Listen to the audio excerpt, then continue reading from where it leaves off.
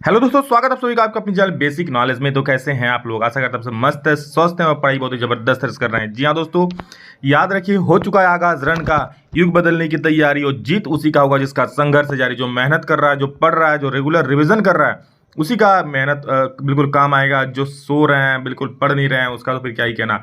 आप सभी जितने सारे इस वीडियो को देख रहे हैं बिल्कुल मेहनती बच्चे हैं और पढ़ रहे हैं आप लोग, ताकि एग्जाम में अच्छा नंबर कर पाएं, अपने दोस्तों से कहीं आगे निकल पाएं। और ये अपनी जिंदगी में एक लक्ष्य रखना बहुत ही जरूरी बात है कि हाँ मुझे कुछ करना है। तो चलिए दोस्तों देखते हैं आप लोगों का यहाँ पर कुछ इंग्लिश का आप लोगों का बहुत कमेंट आ रहा है, पैराग्राफ कैसे लिखे। तो मैं यहाँ पर 3 एग्जाम्पल देने वाला हूँ पैराग्राफ राइटिंग का। ठीक है, सारा मॉडल पर से है। इस प्रकार से आप लोग जान जाओ किस प्रकार से लिखना है, ताकि दूसरा कुछ अगर पूछे तो भी आप उसको बना करके लिख पाओ। समझ गए? अगर इसमें से जो 3 मैं बता रहा हूँ इसमें से आ जाए तो फिर कुछ बात ही नहीं, आराम से लिख दोगे। लेकिन दूसरा भी अगर कुछ पूछता है तो भी उसको आप बना पाओ। इस तरह से मैं आप लोग को बताने वाला हूँ। तो देखो, सबसे पहला पैराग्राफ है importance of time, value of importance of time और वैल्यू ऑफ ट्रीज। ठीक है, दोनों में से कोई एक पर लिखना था। तो मैंने यहाँ पर लिखा है टाइम को लेकर कि इंपॉर्टेंस ऑफ टाइम। और आप लोग जानते हैं कि टाइम कितना ज्यादा महत्वपूर्ण हम सभी के लिए। आप जिंदगी में सब कुछ वापस पा सकते हो, ठीक है, लेकिन टाइम कभी वापस नहीं पा सकते हो। आप खोया हुआ पैसा वापस पा सकते हो, ठीक है, अगर मान सम्मान चला वो भी वापस आ सकता है, बट टाइम कभी भी वापस नहीं आ सकता एक बार जो बीत गया। इसलिए इसका कदर करो यारो। देखो क्या है, time is very precious and we should not waste it in any way. मतलब टाइम क्या बहुत प्रीसियस है, जिसका प्राइस देके इसका मोल नहीं कर सकते हो आप। ठीक है, we should not waste it in any way. मुझे हमें किसी भी तरह से इसको वेस्ट नहीं करना चाहिए। आप लोग देखो, मैं पहला पॉइंट क्या बोलूँ, जब भी आप पैराग्राफ लिखोगे, हिंदी तो आप लोग आता ही है, बस उसका हिंदी समझना। आप ऐसे भी लिख सकते हो, टाइम बहुत महत्वपूर्ण है, time is very important for अस, हम लोगों के लिए। ठीक, इस पर लिख दिया। फिर नेक्स्ट लाइन सोचे, we get back money that we spent but can't get time that we spent. मतलब जो टाइम आप लोग स्पेंड कर दिया, बीत गया, वो आप वापस नहीं पा सकते हो, पैसे को पा सकते हो। Likewise we can earn the money we spent but we can not get back the time we have lost. मतलब जिस टाइम को हम लोग खो दिए वो टाइम आप वापस ना नहीं पा सकते हो।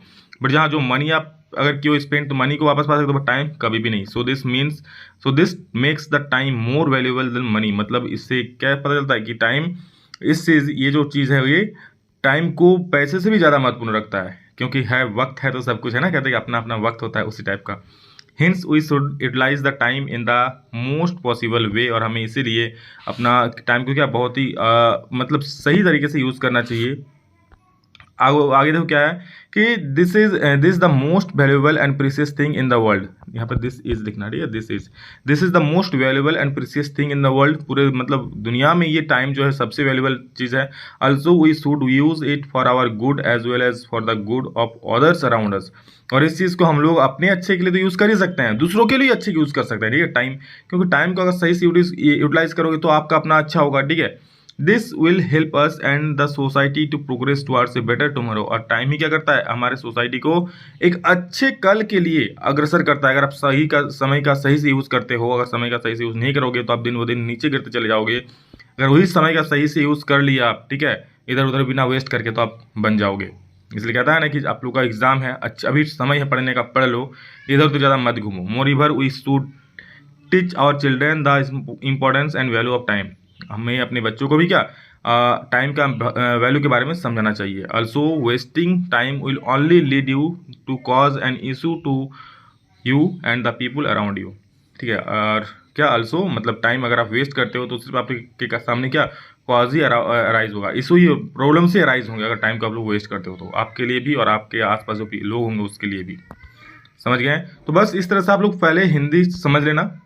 ठीक है, अगर नहीं समझ पा रहा हो तो कि क्या लिखना है, तो किसी भी चीज़ का कोई भी पैराग्राफ दे, आप लोग पहले उसका हिंदी ट्रांसलेट कर लेना एक लाइन, फिर उसको इंग्लिश में कन्वर्ट करना। जो ट्रांसलेशन मैक्सिमम बच्चों को आता ही होगा, बहुत बचपन से यार ट्रांसलेशन कर रहे हो, नहीं आता है तो लोग ट्रांसलेशन बनना, उसको इंग्लिश में कन्वर्ट करना, ये सबसे जरूरी चीज़ है। उसके बाद ये भी यही आता है कि the game I like most या फिर एन आइडियल स्टूडेंट, दोनों में से कोई आप आ सकता है। तो उसमें जरूर क्या है, मैंने यहाँ पर आइडियल स्टूडेंट पर लिखा है। There are some students in every class और school that are called ideal student. मतलब प्रत्येक स्कूल में क्या होता है, कुछ स्टूडेंट्स होते हैं जिसे आइडियल स्टूडेंट्स कहते हैं। Why are some students called ideal students, क्यों कुछ बच्चों को आइडियल स्टूडेंट्स बोलते हैं, क्यों? Why are not all students refer to as ideal, सभी को क्यों आइडियल स्टूडेंट नहीं बोला जाता है?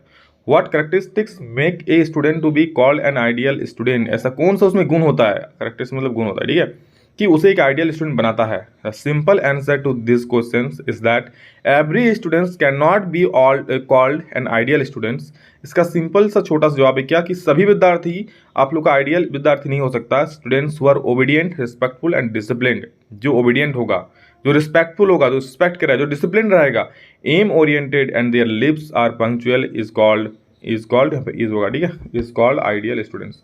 मतलब जो रिस्पेक्ट करेगा लोगों का, डिसिप्लिन होगा, अपना एम ओरिएंटेड, यहाँ पर उसका कुछ एम होगा, उसी पर वो काम कर रहा होगा, वही आइडियल स्टूडेंट होता है, ठीक है, जो ओबीडियंट, अपने बड़ों का बात मानता है, टीचर्स का बात मानता है, यही चीज़। This qualities are not present in every student. आप लोग सोच रहे हो क्या ये क्वालिटी सब में मौजूद होता है? क्या आप लोगों में ये क्वालिटी मौजूद है? कमेंट करके जरूर बोलना। ये जो मैंने क्वालिटीज बताया क्या आप लोगों में मौजूद है? सही से ईमानदारी से बोलना, ठीक है। Class but only few possesses this characters. सभी के पास ये गुण नहीं होता है, बट हाँ कुछ के पास ये होता है और वही कहलाते हैं ideal students. The presence of this qualities in the students make the ideal students become success. और इन्हीं क्वालिटीज़ की वजह से जो आइडियल स्टूडेंट होते हैं वो लाइफ में सक्सेस होते हैं, सफल होते हैं। They are also the pride of our society and the nation. और वही दोस्तों हमारे सोसाइटी के लिए, समाज के लिए और पूरे मतलब नेशन के लिए आइडियल हो, क्या हुआ है, प्राउड, गर्व का विषय होता है। और लास्ट है दोस्तों आप लोग का कि the value of games and sport the life in villages, ठीक है। तो दोनों में से किसी पर भी आप लिख सकते हो, तो मैंने यहाँ पर गेम पर लिखा है, आप लोग पढ़ लेना, इसको देख लो क्या है कि sports and games are very important for us. Game तो खेलते ही होंगे, तो कोई भी खेल या फिर मतलब जो गेम होता है हमारे लिए बहुत महत्वपूर्ण है। They keep us healthy and fit, हमें हेल्दी और फिट रखते हैं। They give us energy and strength, okay, हमें एनर्जी देते हैं और स्ट्रेंथ भी देते हैं। Games and sports are good for health. Games और स्पोर्ट्स क्या होता है हमारे शरीर के लिए, हमारे हेल्थ के लिए भी काफ़ी अच्छा। आप सोच रहे हो कि फुटबॉल खेल दो, क्रिकेट खेल, कितना एक्सरसाइज होता है ना, बिना एक्सरसाइज का एक्सरसाइज होता है वो। It refresh the mind, it keeps free from diseases. और हमारी ये माइंड को रिफ्रेश करता है और बीमारियों से भी दूर रखता है। It makes us more active, और ये हमें ज़्यादा एक्टिव रखता है, ज़्यादा फुर्तीला रखता है। Thus games and sports have good value in our life and for लिख देना, फॉर बेटर हेल्थ। क्या बोलता है, 10 games and sports have good value in our life, यहाँ फुल स्टॉप दे देना, ठीक है। आगे क्या है, यहाँ लिखना कि for better health games and sports are very necessary. और एक अच्छे स्वास्थ्य के लिए गेम्स और स्पोर्ट्स क्या काफ़ी जरूरी है। They provide us the best exercise to the body, ठीक है।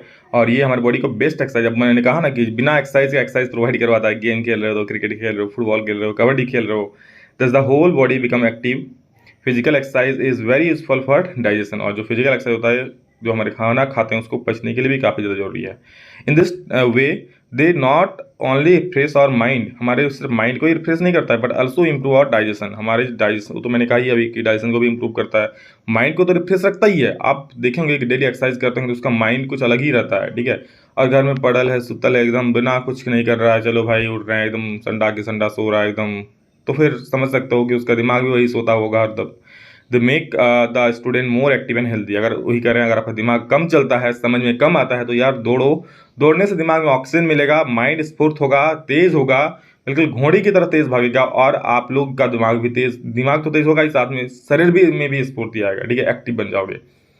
तो बस वही चीज़ है। और इस प्रकार दोस्तों आप लोग कोई भी चीज़ आए तो आप लोग लिख सकते हो, बना कर लिख देना। और पहले अगर कोई चीज़ समझना है उसका हिंदी ट्रांसलेशन तो कर ही सकते हो, 10 लाइन ट्रांसलेशन करना हिंदी का। तो मन में ऐसा नहीं कि चलो हिंदी लिख रहे हैं फिर इंग्लिश, ऐसा नहीं, मन में हिंदी का ट्रांसलेशन करना, उसको इंग्लिश में कन्वर्ट करके कॉपी में उतार देना, हो गया काम खत्म, बस मिल गया 5 नंबर। तो ये चीज़ है दोस्तों। आप लोग एक लेटर आएगा, एक एप्लीकेशन आएगा और एक पैराग्राफ, तीनों में से कोई 2 लिखना होता है। मैंने लेटर और एप्लीकेशन पहले ही बता दिया है, आप लोग देख लेना, वीडियो सब कुछ है, प्लेलिस्ट में सारा चीज़ मिल जाएगा आप लोगों को। मॉडल पेपर को जरूर देख के जाना। बहुत सारे वीडियो दोस्त क्या होता है, सिर्फ जो मैं अभी बता रहा हूँ वो देख के जाते हैं, लेकिन नहीं, मॉडल पेपर को जरूर देखना। काफ़ी सारे क्वेश्चन इससे मैच हो रहे हैं आप लोग एग्जाम में, ठीक है। चलिए दोस्तों, love you all, thank you all of you. अभी के लिए इतना ही, फिर मिलेंगे नेक्स्ट वीडियो में जल्द ही, तब तक के लिए जय हिंद, वंदे मातरम।